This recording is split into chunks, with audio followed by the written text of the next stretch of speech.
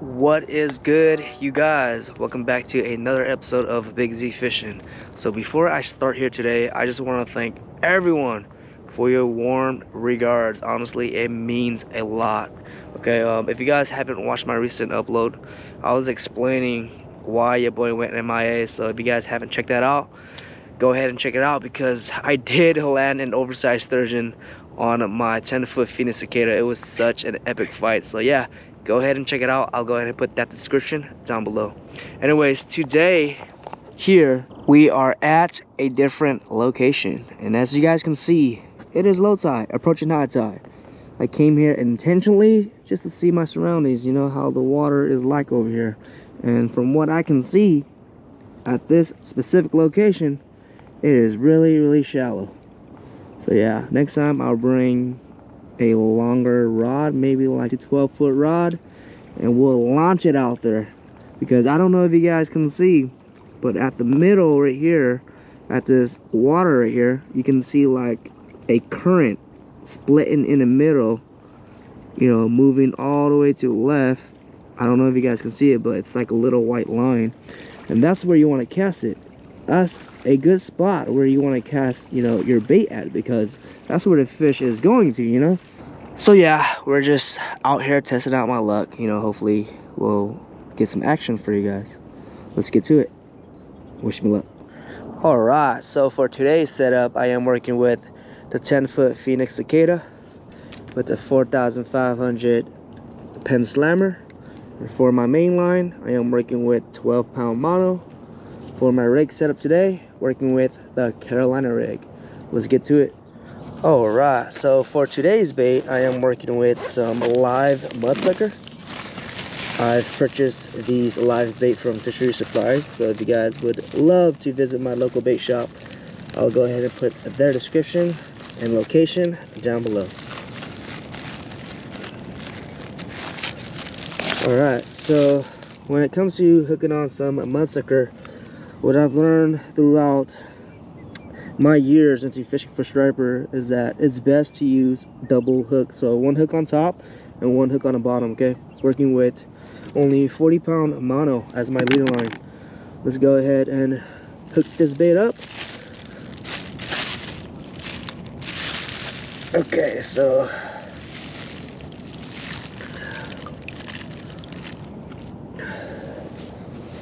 as you guys can see, these mudsuckers are so long, and that's one other reason why I love to use double hook.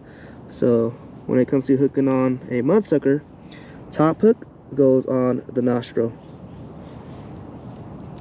just like that.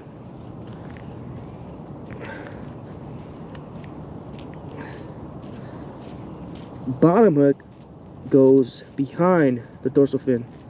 Try not to go deep, try to just skin hook them. Just like that. Boom. So one hook on top of the nostril and one hook on the back of the dorsal fin. Let's go ahead and cast in. Wish me luck. Alright guys, casting in. Wish me luck. It's a good thing we brought some boots. I don't know if you guys can see, but yeah, we can walk in the water. Okay, casting in 3, 2, 1. Yes, sir. Now we wait. Let's see what happens.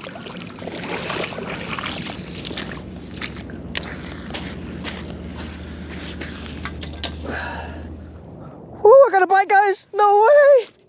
No way, let's go. There he is, there he is. Ah, I got him. Yes, I got him. Wow!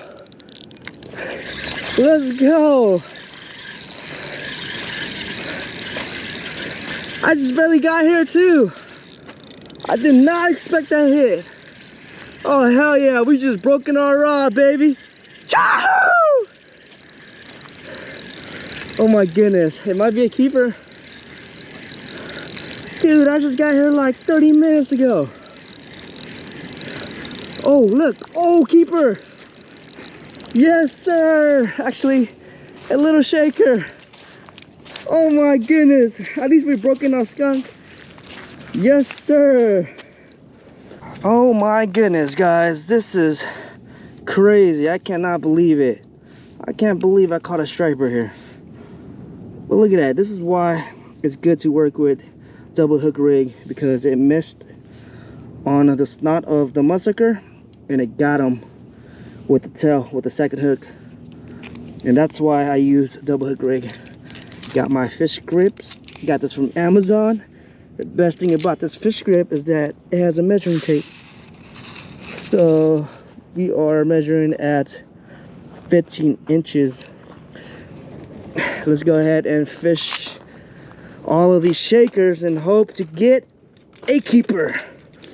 Wow, this is cool. Look at this. Approaching high tide right now, and it just smacked out of nowhere. Freedom. Bring your parents out here. Can you believe that 15-inch striper took that long old mudsucker? And this is why I work with double hook rig set, guys, on a Carolina rig. When it comes to rebaiting, do not use the same bait, especially when it's dead, because these stripers out here, they do not want that dead bait. So go ahead and just feed it to the wildlife and rebait. All right, guys, rebaiting up. Got that mudsucker. So one on the nostril, just like that. Second hook goes on the dorsal fin.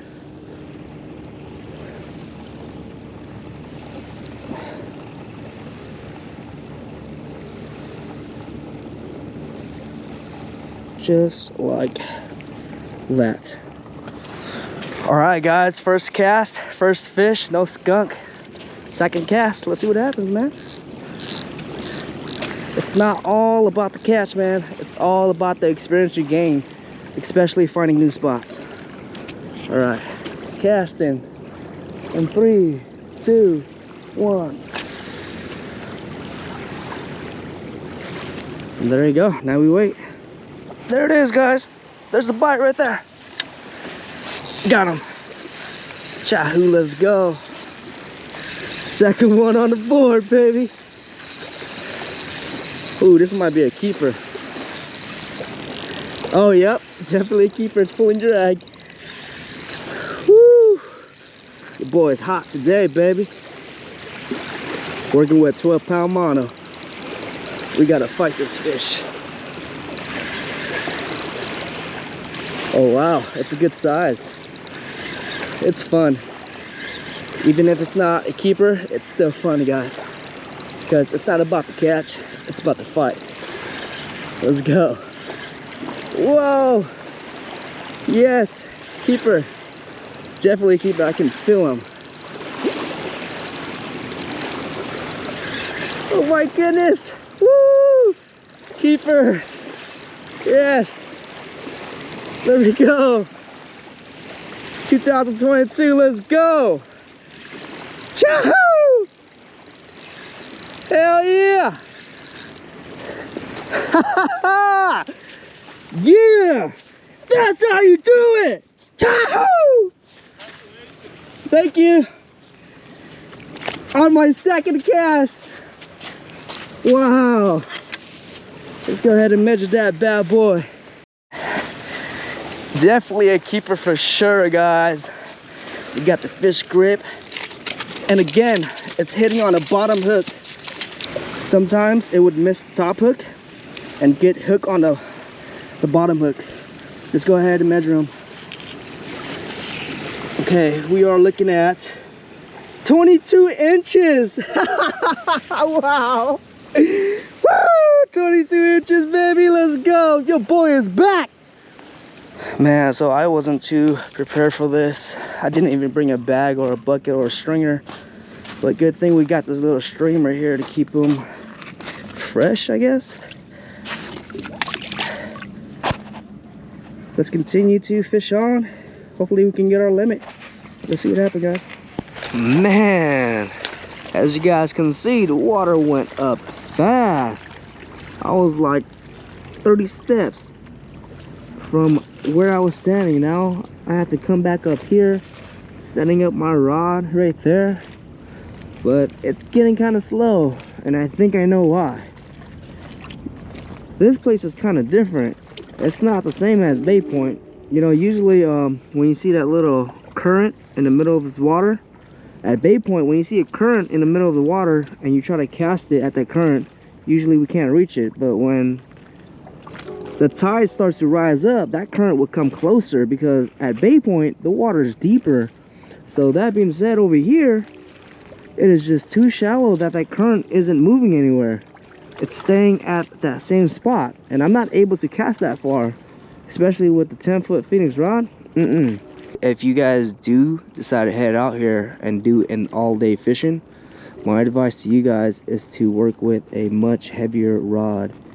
Probably 11 to 12 foot rod. Just cast it way out there until you see your line start to move to the right. Because earlier, when it was like I'll go inside, I was able to walk down there, and when I was casting out there, I was able to reach that mark, and that's where it was most active. But right now I'm casting from up here, my line ain't moving nowhere. So yeah, I can't even reach to that mark. So if you guys work with a much, you know, heavier rod, I think you'll be able to reach that mark. So yeah, if you're like an explorer like me, keep in mind that it's best to come during low tide, and the reason why is because you're able to observe your surrounding, also the level of the water. Like, you know, if it's like shallow or deep, you know, you're able to see these things. That's how I'm able to, like, you know, find good spots to fish. And today was a pretty awesome day, but I might call it a day.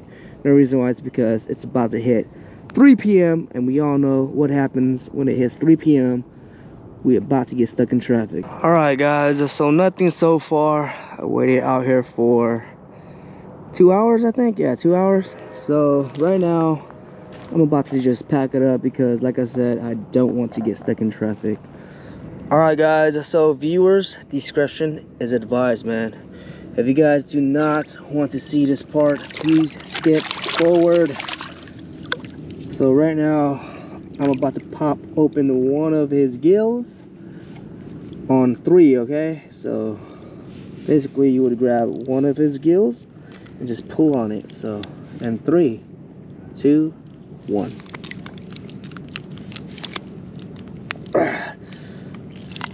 There we go. And you see how it's bleeding out, just like that. Fish would taste way better when you bleed them out. And just leave it in the water. There you go.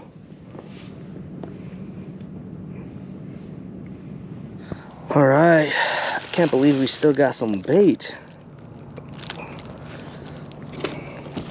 I would stay longer, but man, I'm trying to avoid traffic. I might give this bait to that fisherman over there, but he's pretty far out.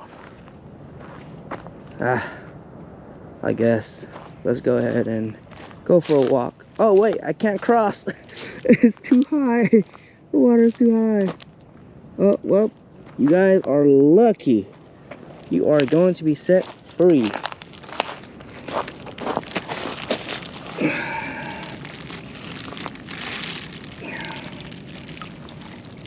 There we go. Safe travels.